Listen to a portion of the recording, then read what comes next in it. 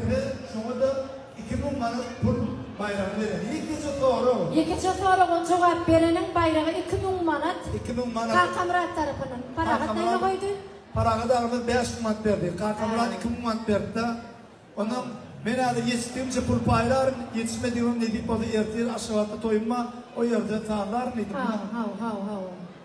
Onunla konkursun soru şeyle kim birinci elini aldırıp kim birinci cevap verdi şuna veriyatı da oldu. Menin sen asistentin mi yani? Yine katlaş bileyim. Ha. Yine katlaş bileyim.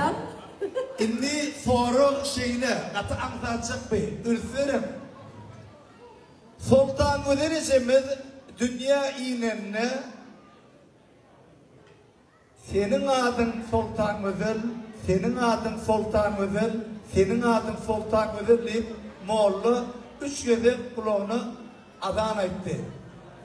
Şimdi soru şeyle şol Moğollan doğulan gününü kim bildi, kimin matba?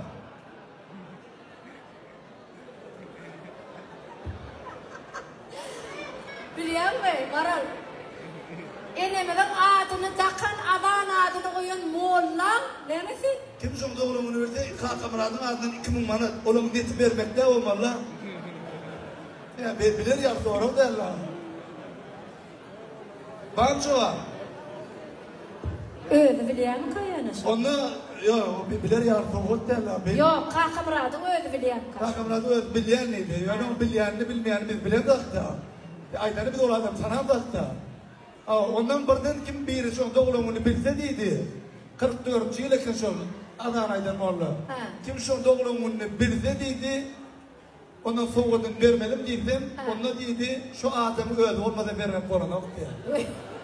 O adamı öldürün takmalı ya. Onda her zaman soğud bilip öldürmedi. Galiba